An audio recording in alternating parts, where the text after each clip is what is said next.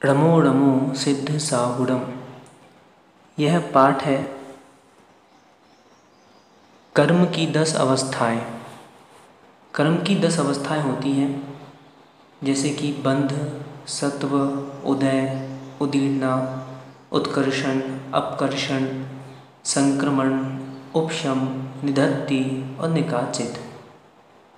अधिक विस्तार न करते हुए संक्षिप्त में इनकी हम समझेंगे क्या व्यवस्था होती है। पहला, बंध।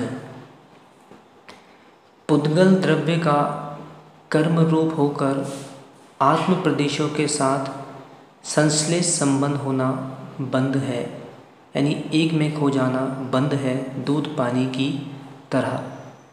कर्मों की 10 अवस्थाओं में यह पहली अवस्था है और बंध के बाद ही फिर सारी अन्य अवस्थाएं होती हैं। यह गुणस्थान 1 से 13 तक होता है। गुणस्थान क्या है, तो यह हम गुणस्थान के पाठ से वहीं से समझे। दूसरा, सत्व। कर्म बंध के बाद और फल देने से पहले जो बीच की स्थिति है उसको सत्व कहते हैं। जैसे कि औषध सेवन के बाद तुरंत असर नहीं देती। जैसे औषधि है, जब हम खाते हैं तो वह तुरंत असर नहीं करती, किंतु कुछ समय बाद प्रभाव दिखाती है। वैसे ही कर्म भी बंधन के बाद कुछ काल तक सत्ता में बना रहता है और बाद में फल देता है। 1 से 14 गुणस्थान है इसका। अवस्था 1 से 14 गुणस्थान तक रहती है। तीसरा जो है वह है उदय। द्रव्य, क्षेत्र, काल और भाव के अनुसार कर्मों का फल देना उदय कहलाता है। तो 1 से 14 गुणस्थान तक ये अवस्था रहती है। चौथा, उदीर्णा। आबाधा काल के पूर्व कर्मों का उदय में आ जाना उदीर्णा कहलाती है। जैसे कि माना कि आपने कहीं किसी दुकान में अपना नंबर लगाया और आपका नंबर आना था 4 घंटे बाद, तो आपने अपने पुरुषार्थ से मेहनत करके धीरे से कुछ पैसे उसको भिजवा दिए, तो आपका नंबर 1 घंटे में ही आ गया। तो ये हो जाती है उदीर्णा। मतलब जो उसका काल था उसके पहले ही कर्मों का उदय आ जाना उदीर्णा कहलाती है। गुणस्थान 1 से 13 तक इसकी व्यवस्था है। पांचवा जो है उत्कर्षण, यानी जो पूर्व में कर्म बंधे हैं उन कर्मों के स्थिति और अनुभाग में वृद्धि हो जाना। अनुभाग मतलब फल, यह कहलाता है उत्कर्षण। जिस प्रकृति का जब बंध होता है तभी उत्कर्षण होता है। गुणस्थान 1 से 13 तक।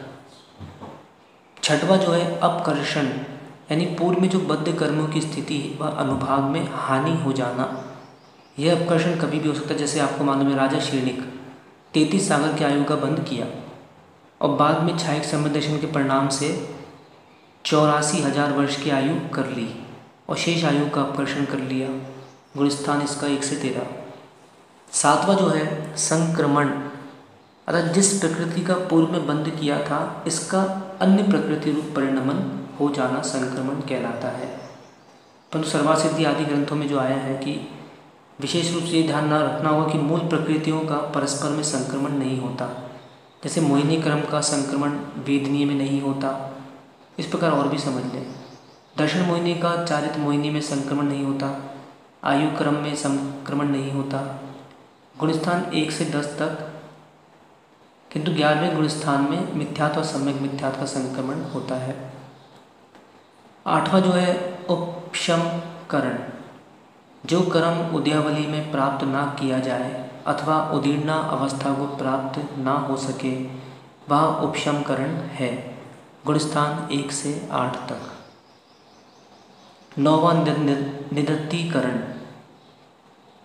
कर्म का उद्यावली में लाने या अन्य प्रकृति रूप संक्रमण करने में समर्थ ना होना यह निदत्तीकरण कहलाता है।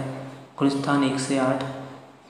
10वां निकाचितकरण, यानी कर्म का उद्यावली में लाना, अन्य प्रकृति रूप संक्रमण करने में, उत्कर्षण अपकर्षण करने में समर्थ ना होना, यह निकाचित कर्म है। इसका गुणस्थान 1 से 8 तक। निरति निकाचित जो कर्म हैं वे कहा जाता है कि जिन बिंब के दर्शन से निरति और निकाचित रूप भी ऐसे कर्म मिथ्यात आदि कर्म कलाप का क्षय होते देखा जाता है। यानी इनका जो है जिन बिंब के दर्शन से ये भी ऐसे कर्म हैं जो छूट जाते। इस प्रकार से यह संक्षिप्त हमने कर्म की 10 अवस्थाएं जानी। और भी विस्तार से अन्य जो ग्रंथ हैं कर्णन योग आदि उससे इसको समझ सकते हैं। आदि जड़िंदम जयदु जयदु।